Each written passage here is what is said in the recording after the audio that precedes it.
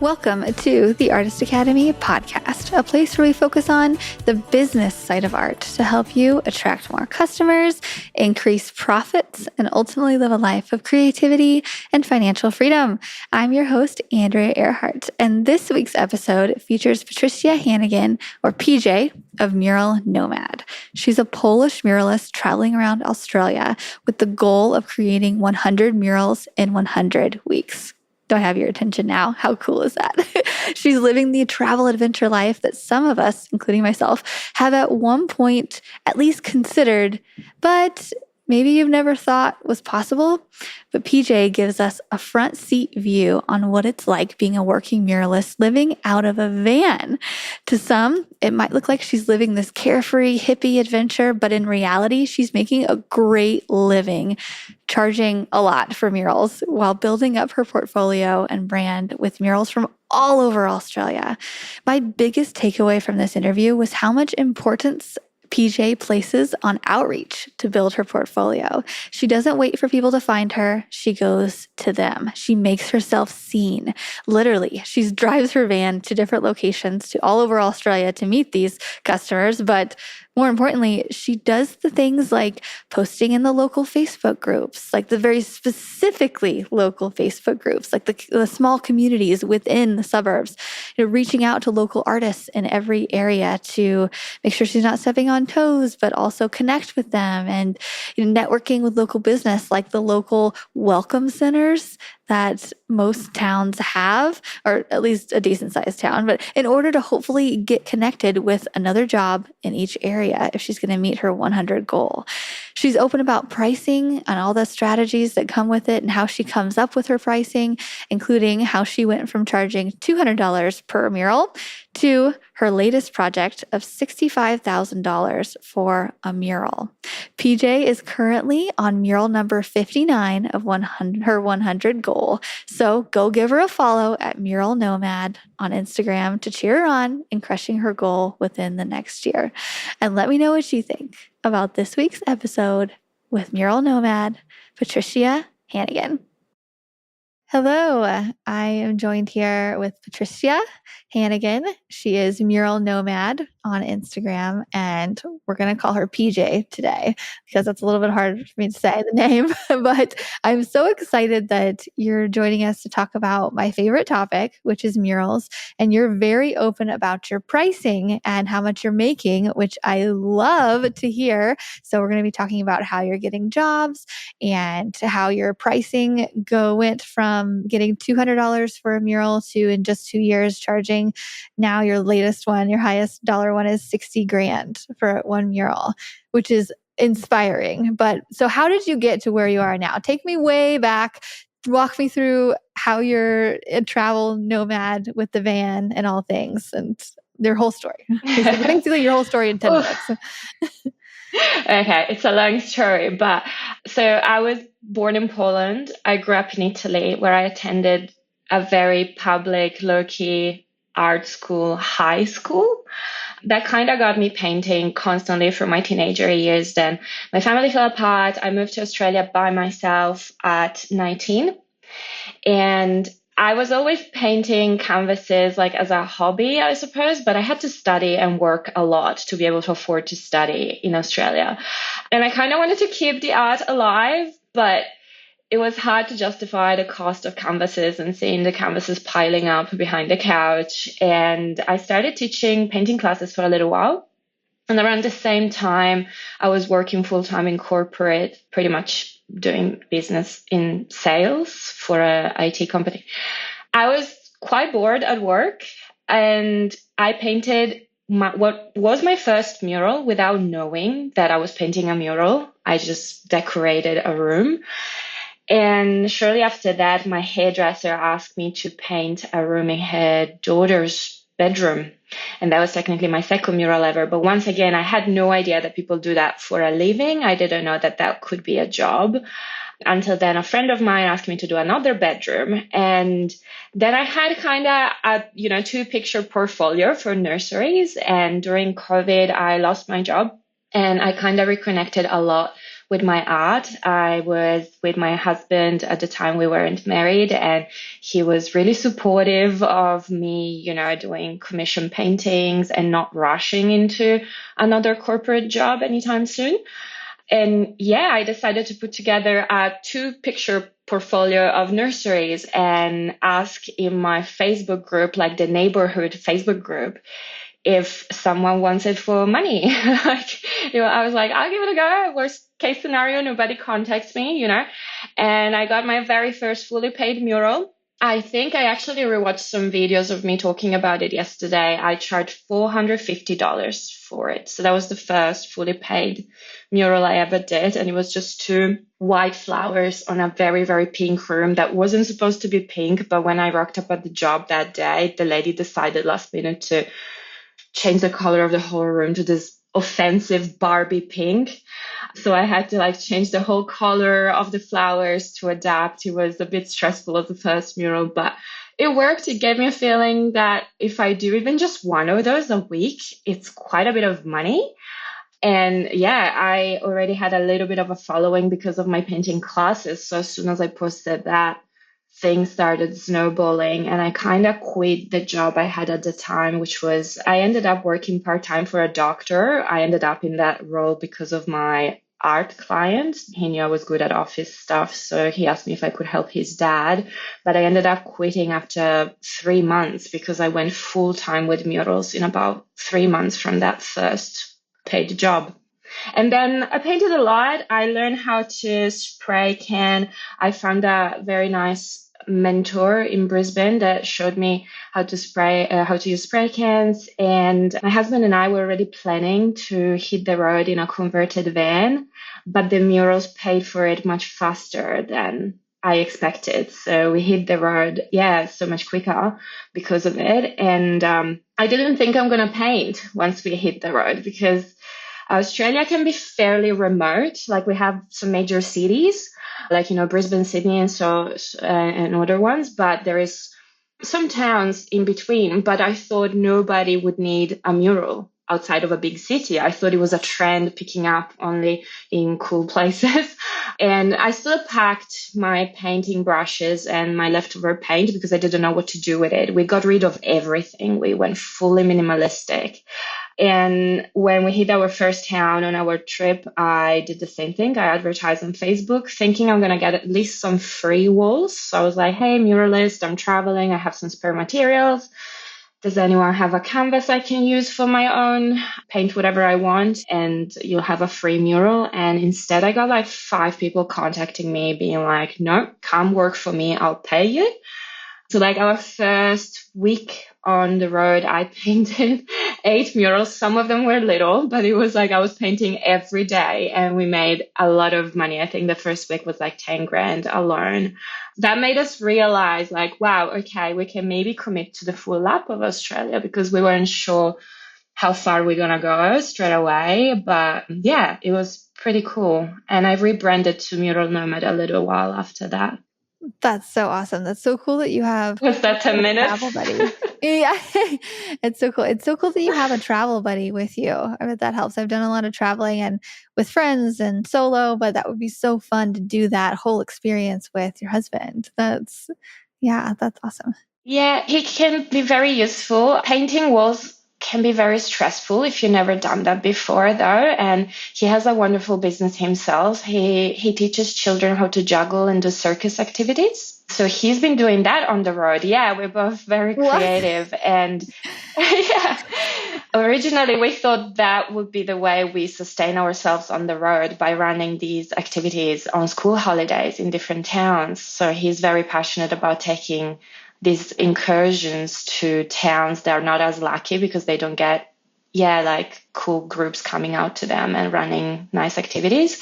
So he still does that a lot, but when I paint murals, he helps now. He's very good at doing all the prep and the base colors.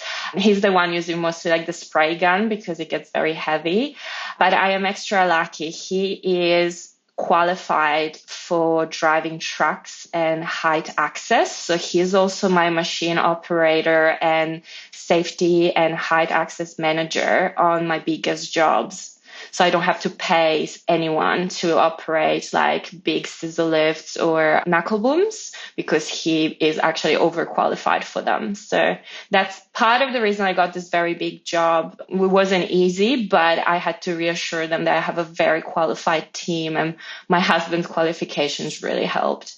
That's awesome. It sounds like you guys are such a good team. And I think you see people going at it alone, artists, and it's not impossible, but I think it's just harder when you have to figure things out on your own. But if you have a team member like your husband, my husband is also he has his own strengths and sales and whatnot. And we double teamed this mural meetup that we just had, and he was doing all the things that I couldn't do and entertaining and all that. But it's just so cool to see teams working together. And it sounds like you guys have a really fun team. And so you went from, oh, actually, one question. So whenever you're posting in these Facebook groups, I found that I have a lot more success in Facebook groups, and my students have a lot more success when it's more of a small town Facebook group rather than a large city like New York City or Brooklyn or around there. If they have a small town, they just had more success with it. Is that what you found, or what are your results with the Facebook groups? Yeah, definitely. I've tried them all. Obviously, a lot of them don't allow you even posting, so you have to always read the rules as well. And I find that some small towns actually can be a bit funny to people that are not from there. So if you're just traveling through and you want to advertise your business, they're going to be like, no, your business has to be here. And I'm like, oh, okay, well, whatever. But what I started doing in big cities, which is what I was doing in Brisbane before I hit the road, I would find Facebook groups of single suburbs. So you break it down in suburbs and you go like one at a time. Yeah, and you can like rotate them forever in a big city. So that's how I started, because the group I posted on was probably like the place I was living at the time. It was 20 minutes from the city center. So for Brisbane, that's a little bit further out. And I don't know how many thousand people there were in that group, but the group's name was just Algester, which is the suburb name. So I think it was called Algester Happenings or something like that. And they allowed me to post in it because I was local. But there are different type of groups that you can try. Like I even post on the buy, swap, sell pages because they always allow you to sell, but you have to fill out the form as if you're selling a product. You just call it murals, and you have like a maximum of, I think, 10 images that you can attach. And in the pricing, I just write like 1, 2, 3, 4. And then in the description, I write that, I'll give out quotes if they contact me. Yeah, so Facebook groups are great, but I feel like once you find 5 or 10, they're good. You can keep them on rotation. It might take a moment though. Okay. What are you posting in those groups exactly? I have many different scripts, but I came down to like a very strict protocol that saves me time and cuts out time wasters. So I kind of always say, hey, professional mural artist here. Like, do you want a well-painted custom mural, long-lasting custom mural? And then I kind of sometimes I say the type of places I like decorating. So I try to manifest the mural I want. Like when I wanted to paint near a poolside, I was like, I paint poolsides. I didn't have any in my portfolio, but I got one just by saying that. Someone was like, oh yeah, I have a nice wall near my pool. You can come and paint it. But I make sure that I always say my minimum pricing or some sort of price reference, because if you do that, you cut out people that think it's going to only cost a couple $100. So I would say minimal booking is $1,200, or I would say prices start at, $200 per square meter. We work in square meters here. I don't know if this is going to be an issue for the listeners. I don't know your meterage. Yeah, so I try to make that a must, because if I don't write that, people sometimes even think that I do it for free, because these days I write, I'm Mural Nomad. I'm on a mission to paint 100 murals around Australia. I'm at this number, and they just think that I'm doing it for myself, just to paint 100, that people don't pay me. And I'm like, no, these are fully paid murals. So like you have to pay to be part of my 100 mural project. So yeah, I think it's important to put a money reference in it. And then I usually write that I have a favorite way to be contacted, which is via contact form on my website. And I find that very important too, because it kind of weeds out people that are not good listeners. Because if someone then contacts me via contact form, I know that they read it, all my spill, and they've seen my website and they really committed, like they really want a mural. So they're usually the ones that I respond to first. And then I go through the guys that message me left, right, and center on all of my other social media platforms, because that's what happens too. But I try to have them all like sent to the same inbox, because sometimes I will get like between 30 and 40 like leads out of one single Facebook post. They can escalate very quickly. If you make them shareable, sometimes people share them for you, and that can get out of hand in no time. When I got to Tasmania, I posted it took me 3 minutes. It was the fastest Facebook post ever. Like I literally just posted I was arriving and I'm looking for some walls to paint. And I share that in the north of Tasmania, like in a group called Finding Jobs Tasmania, I think. And the people in it reshared it over 67 times within like the first 10 hours of that post being live. And I was getting contacted from all over Tasmania. And it was logistically a nightmare. I love posting in towns groups because you know exactly where you're advertising. Whereas that one kind of spread like wildfire, and it was good. I got so much work, but it took, because I wasn't familiar with the island yet, it took me a very long time to check out where those walls were and kind of make a short list, if that makes sense. Yeah. Yeah, that seems like a good problem to have, though, having a bunch of people reach out to you wanting murals. But yeah, it is true. You have to weed through a lot of them. And even now, some people will reach out and I'll tell them the price or whatnot, and it just doesn't go through. And so having to do that over and over and over again with people who think you're doing free murals, because it is kind of I hope I use the right word, but like it is kind of like a fun hippie type of thing that you're doing, but in the best way, right? Like you're like going around and you're being a travel artist, and people think of that as like, oh, that's a fun job. So there's no way you could get paid for that. And they're like, oh no, I am. I get paid to color on walls all over Australia. You're like, what? And that it seems more of like a dream fun thing than it is a actual money-making venture. But okay, so you're posting in Facebook groups. Is that's how you've been getting jobs everywhere? So I like, first off, how you're doing this. And have you ever reached out to the business or somebody personally? So say you're going to the next spot and you find a business there. Do you reach out to them via Instagram or email, or do you send pitches like that? Or does it all come from Facebook groups? No, I do many different ways of outreach. I found, like at the beginning when I started, I was trying a bit of everything: cold emailing, messaging on business pages, both Facebook and Instagram, and also walk-ins and networking. Like, it might sound funny, but when I started living in the van and really embracing the fact that I was a full-time artist and a traveler, like I dress the part, I'm constantly covering paint. I have only, 2 buckets of clothes, and literally 80% of them are painting clothes because I paint all the time. So we have a bit of structure when we arrive to a new town. We go to the local info center, we introduce ourselves, we ask maybe for the contact to the council. We ask if there are some street art to see. So they show us the map and kind of show us where to go and see it. I love to reach out to local artists. I try to do it everywhere I go, just kind of to have an idea, like how many of them there are out there, if I'm going to be an issue to them. Like I try to be quite respectful. And I also tend to give them the leftover jobs. So I like to connect because I know I'm going to get more work than I can handle. And if they are good enough to be able to take my clients on, style wise, and then I'm very happy to just give them the leads. So we do that. Then we do eat out quite a lot. So going to the local pub and meet, the locals. And then you start saying that you're an artist. My husband is very good at introducing me. Like I will leave him alone 2 seconds. I'll come back and he's sitting at the biggest table being like, oh, that's my wife, the artist. And I'm like, oh God.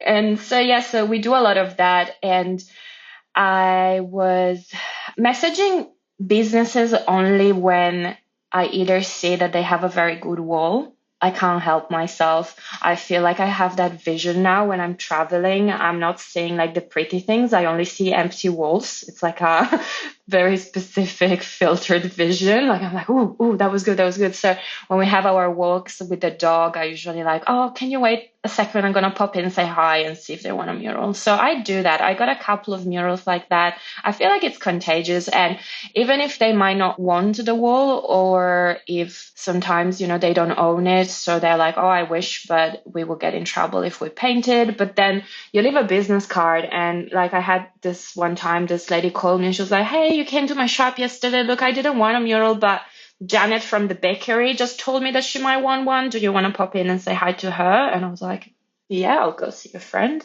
So especially in small towns, like if you start talking to a couple of locals, they will spread the word that there is an opportunity in town because they look after each other. How Yeah, long do so you these are spend probably in my this favorite area? methods. Depends on how much we like it and how much work I get. I like getting overbooked. Like I like having a lot of opportunities. So sometimes I would try to limit myself to two, and it quite often doubles to four. So that means like staying a month. In some places we stayed a month when we thought we would just stop a week. So that's probably the most we stayed, and that was in four different locations. Yeah, we've been on the road for a year now. Very cool. So what I'm hearing out of this, I'm like, you're basically going to a new location and starting over every single time and getting jobs. So this is Um, no. I would potentially like if I know that the location is going to be good. Like there are so many beautiful places in Australia. So if I know I want to stay intentionally in a location longer, or if I know there are some cool experiences that are going to be like expensive, but I want to do them, I would do the Facebook outreach beforehand just to see how keen they are. So usually I would arrive to a town and I'm already fully booked. If that doesn't happen, or if I find a town that is cooler than I expected, then I'll do these older things. But usually I try to have already at least one job booked before I even arrive in that state sometime.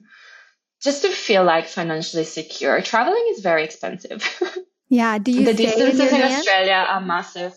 Yeah. We are fully off grid. So we have a shower, we have a very large bed. It's almost like a king size bed, and a full kitchen, and our dog is in it. Yeah, I really like having like staying in a van. A lot of clients give me accommodation or offer me accommodation, but we find it quite not practical. Like we have to move all our stuff into like their room or whatever and then move it back. And our mattress is so comfortable. We invested big money on like a good mattress, so we miss our bed if we don't sleep in it. So yeah, we stay in our van, but thanks to my clients, most of the time we park either on their properties or in front of their house for free. So at least we don't spend too much money in like caravan parks or anything like that. Nice. And I imagine gas is quite a bit of a cost since you're driving so far. Yeah. How far do you usually drive between sites?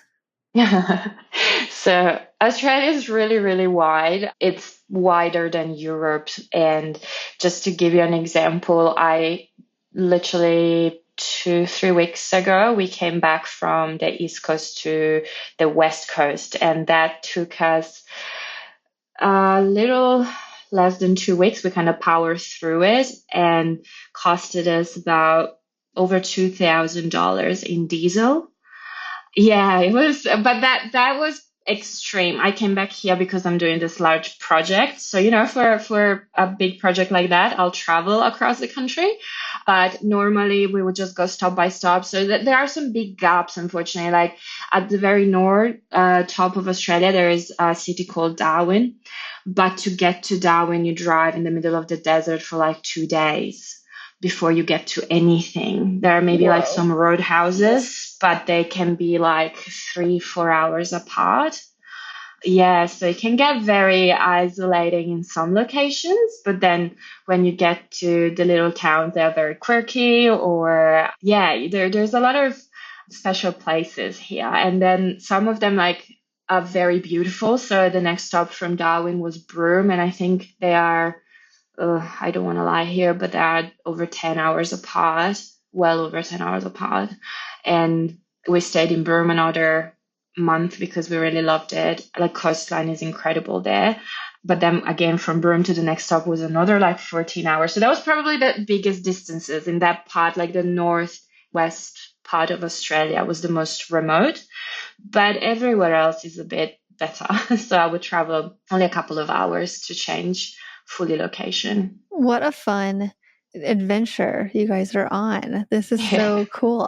Do you have an end in sight, or are you just going to keep going for years and years, or what's the future? No, no. So I'm trying to be realistic about this. I'm trying to aim for like 100 murals in roughly 100 weeks, just to give it a realistic end and still have like a cool timeline about it that is still gonna be like respected. Like 100 murals in 100 weeks. It's a lot of work, and I'm on track. So I painted what I think 58 or 59 so far, and just in over a year. So a year is like 52 weeks. So I'm right there now.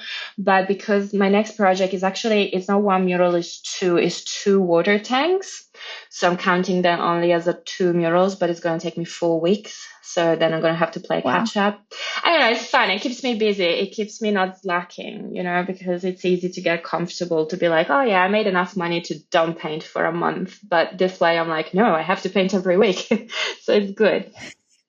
I think Oh, that's another so year fun. on the road. Yeah.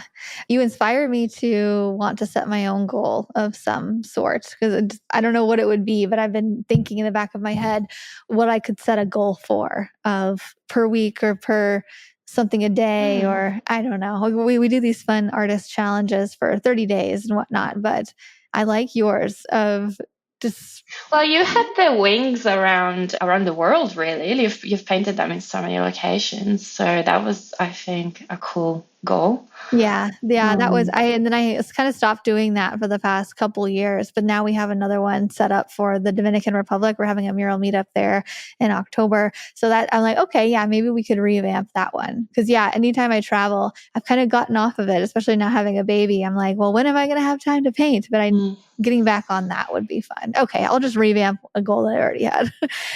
Okay, but I think it'd be fun for yeah. people listening to think of a goal kind of like this, even if it's something like 10 nursery murals in the next 10 weeks. Like that's really good for marketing. And Yeah. people love to follow along with your journey and something like that. Yes, definitely. I did it for many reasons. Like the 100 mural project, I got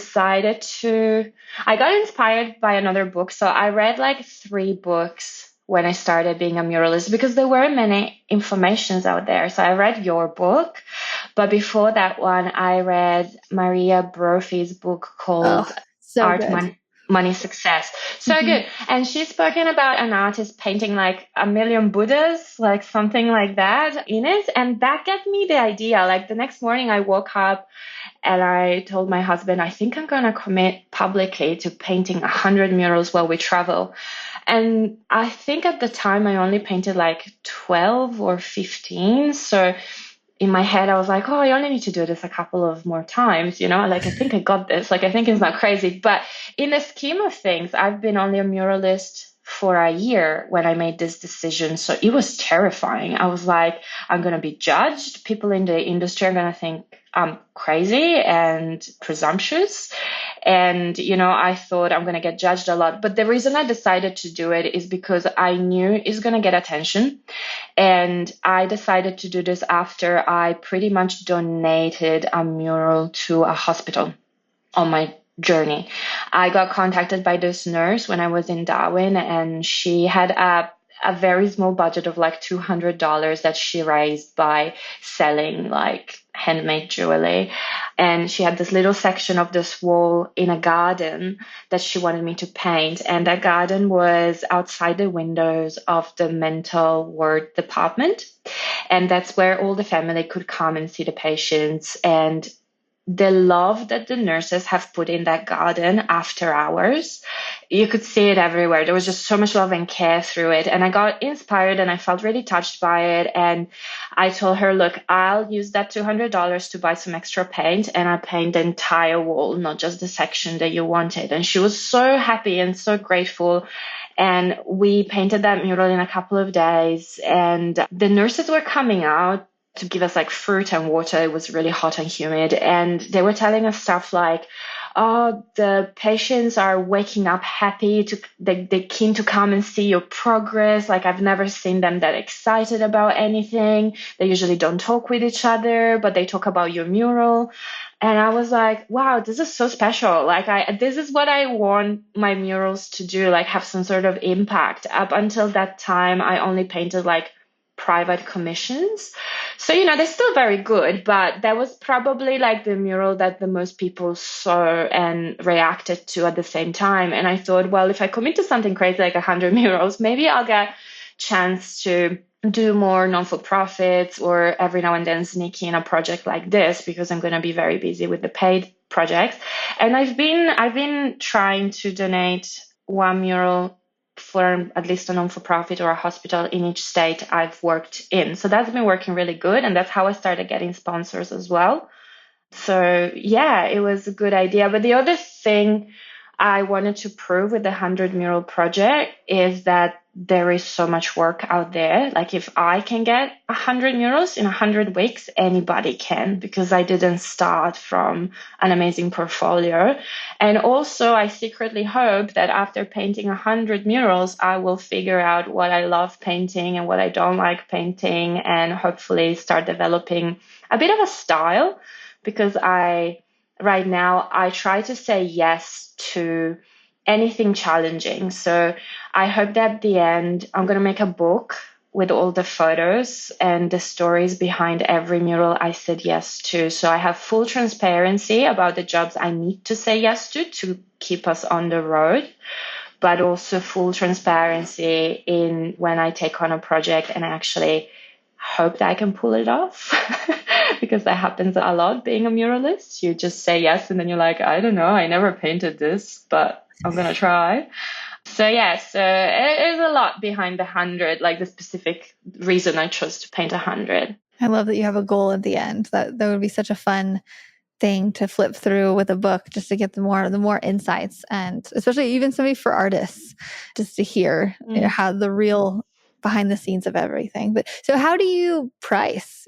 You've started, so you went from $200 for a mural to now, how did you get that $60,000 job? So I started, I didn't know how to price it when I first started, and there weren't many informations out there, especially in Australia. So I just kind of went with this is how much I used to earn per day in my high corporate job. If I get that per day by painting, I'll be happy. And then I remember I got a nasty comment on one of my advertising, like on one of my posts on Facebook. Some guy, his profile was, I wouldn't say fake, but wasn't really full of information. He was like, oh, you're undercharging, you're killing the industry, blah, blah, blah. And I'm like, I don't have a portfolio. Oh, he had it at me because I was already an artist to him. So he was like, you can't charge below industry standards. And I'm like, what are those standards? And actually in Australia, if you Google pricing for murals, there is some sort of breakdown. So I pretty much doubled my prices up until I was charging almost like everyone else, which means anywhere between $100 to $200 per square meter is quite acceptable here in Australia. I'm now a bit above that because I had a lot of demand. So I think the more jobs you get, it's kind of like what you do when you say often that you do. You put up a price and you're like, I won't do it, but if you pay me that much, I will. So you get into that comfort zone. That's what I do a lot. And I kind of kept track of the pricing through all my murals. I take notes, and I sat down one day and I calculated that I've been charging between $180 to $280 per square meter. And that usually averages down to like $1,000 a day. So my price, like if I have to give a quick quote, I would look at a wall, have an idea of the design, and I'm like, okay, that's going to take me 5 days. It's going to be $5,000. But then it always ends up right. So I think I got very good now at like measuring in my head. So I don't do the breakdown anymore. But when I started, I definitely had like a little table made where I'm like, this is what the materials are gonna cost, this is the travel. So I was like charging $1 per any kilometer that I had to like reach out to the venue.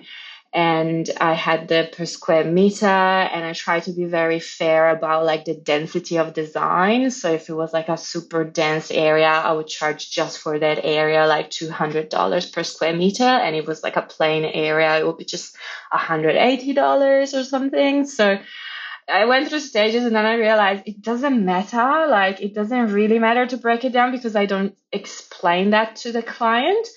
But the value now is very fair for everyone because I realize my designs are similar in intricacy levels. So yeah, these days it's a bit simpler. But the $65,000 deal, it's actually a returning customer. So with the 100 mural project, I was on the news a couple of times and in a few newspapers. And the very first time I was on the news, it was on the 7 regional news here in Western Australia. And I thought that once I'm going to be on the news, I'm going to get a couple of followers at least, and I'm going to get so many inquiries.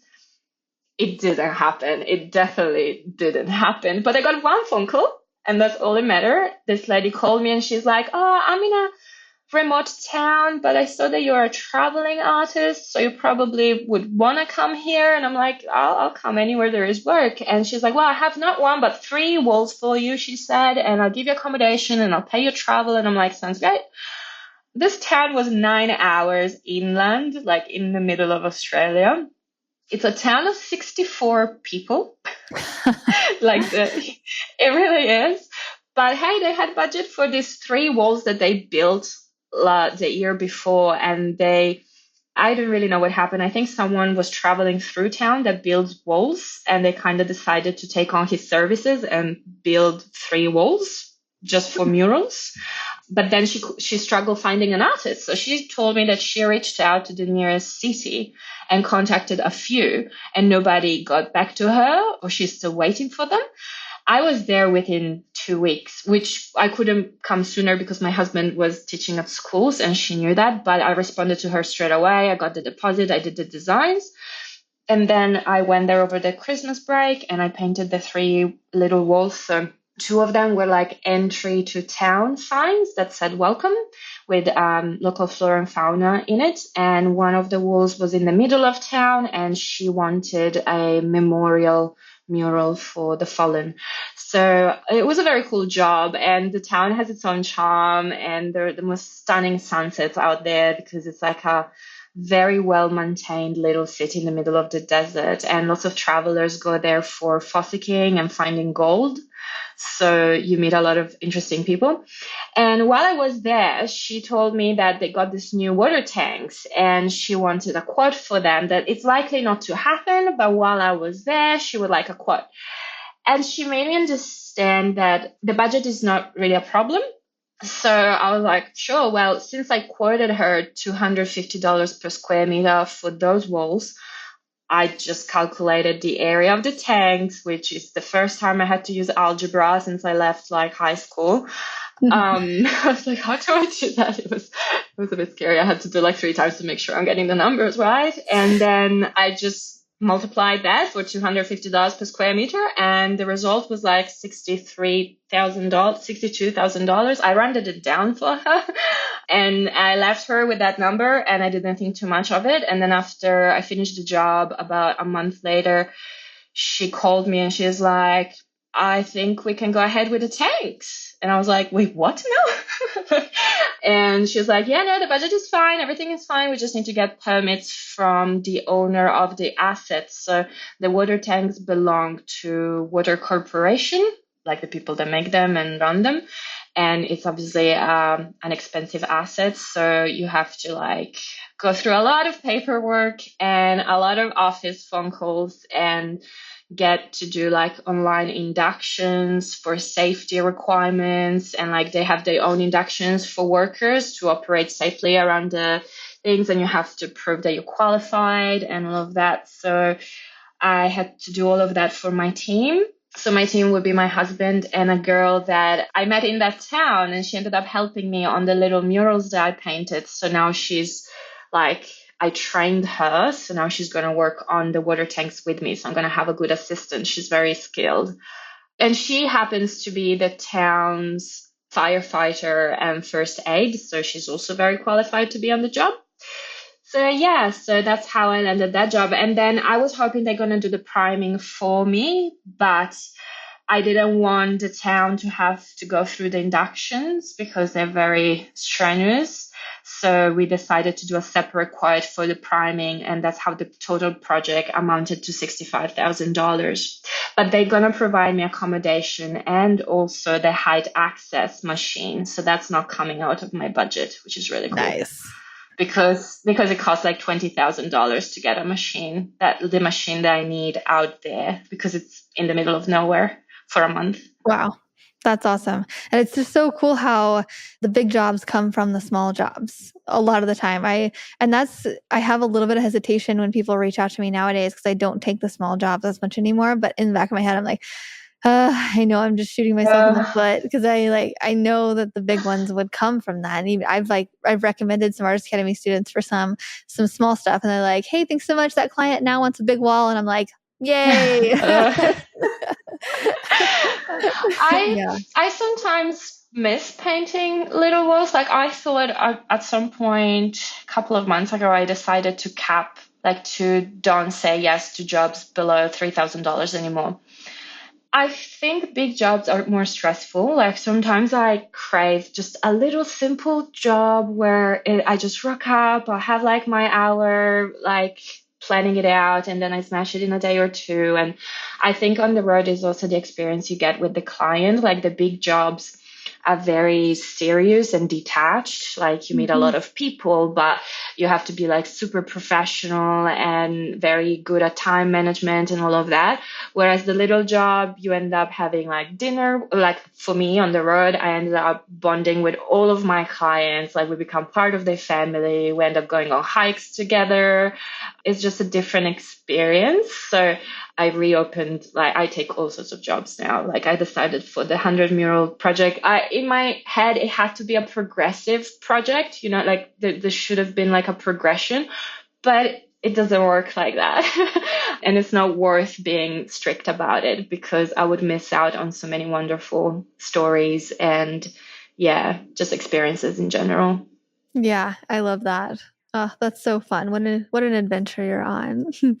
So that's about it. That's all I have today. But do you have any other advice from artists who want to do what you're doing? If not the travel thing, but just they want to get started in their hometown or this next town over, or they want to get a travel job. What's your best advice for them? I think learning outreach is the most important thing because you can really learn how to secure yourself jobs before you travel. And that's the safest way to travel for anyone. And you can do that. Like I teach my students to do that, like even internationally. So they would like find jobs like in a country they want to travel to before they even buy a ticket. And once they have secured, enough thousands, then they actually book the ticket and go there. So you can apply this strategy to anything, but you need to play the part of someone that deserves that trust as well. So look after your portfolio, look after your online presence and learn outreach. And this is really the coolest job. I meet travelers all the time, and there are some young people traveling as well, a lot of gray nomads. Everyone tells us how they wish they traveled when they were younger. But when I meet the young guys, it's a bit heartbreaking because we become buddies and then we have to leave them behind because I can stop and make a couple of $1,000s in a couple of days, whereas they have to stop and work in a town for a month to make the same type of money.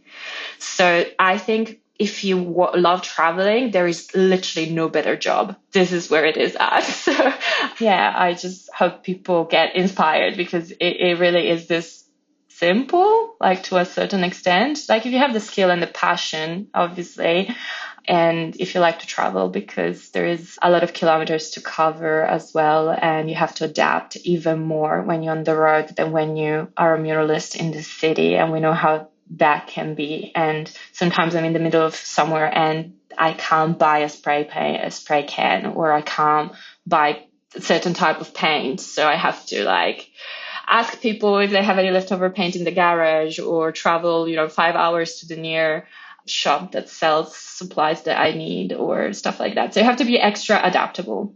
Yeah, extra adaptable, extra figuring things out on the go. Yeah, I imagine that's a lot of headaches, but you're so, after this whole experience, you're going to be so well trained that wherever you settle down and you start to do jobs there, you'd be like, this is a breeze.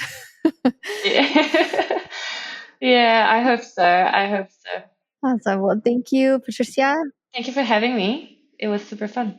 Yeah, thank you for coming on and chatting. It's so inspiring to hear you talk about about what's possible. And so I know that you've inspired somebody listening, and they're going to go off and do maybe not exactly what you're doing, but they're going to go and post in a Facebook group in a place that they're traveling to. That's what I'm going to do, actually. So typically, whenever my husband and I travel, we'll wait till we're there, and we'll just go around, and I'll let him be Mr. Salesman and be like, hey, do you want a mural? You have an empty wall. You want a mural? But we usually do it for just, usually just a fun project for a school or whatnot. But I'm going to do some outreach. We're getting ready to go to Argentina and travel around there, like Buenos Aires and Cordoba and Uruguay. And so I'm going to reach out. I'm going to reach out to some places and see if I can find, that way I can plan and then get the supplies at some point. But yeah, you've inspired me to do that. So hopefully we'll see another nice. I love that. Popping up. Yeah. Well, I hope you have a great rest of your day, and we'll stay in touch. And I'm excited to follow along with your journey on Instagram. You are mural_nomad, right? On Instagram? Correct. Awesome. Go give her a follow. Thank you. And yeah, I'll talk to you later. Thanks for listening to another episode of the Artist Academy podcast. I've been putting out at least one episode per week for more than 4 years on this podcast, and it's really cool to see those download numbers go up and up as time goes on. And that's because artists like you listen and share these episodes. So really, when I say thank you, I mean it. It's really cool to see progress along the way. And anyway, if you like this type of art and business content, then I highly encourage you to get the audio version of my book, Mural Money, with over 15 hours of listening inspiration. I'm currently running a special of just $17 for the audio version. You can go to muralmoney.com to find it. And that comes with a bunch of extras like my art supply list, my pricing guide, recommended book and podcast list, and so much more. I filled that book with tips from my art journey of building a profitable mural career. Plus, I've included the best of the best advice from guests I've interviewed on this podcast. It's the most affordable all-in-one book of advice on art and business that I have. And if you enjoy listening to me here, then I know you'll like the book too, because I read it myself. All 15 hours of it. The book is available on Amazon and Audible normally for $25, but if you go to muralmoney.com, that is where you can grab the special $17 deal while it lasts. If you haven't listened to my book yet, this is your sign to do it. Again, normally $25. I'm running a special for $17, but you have to go to muralmoney.com. That's where you can grab the audio version of it. And that's all I have for you today. So I will see you next week for another episode of the Artist Academy podcast.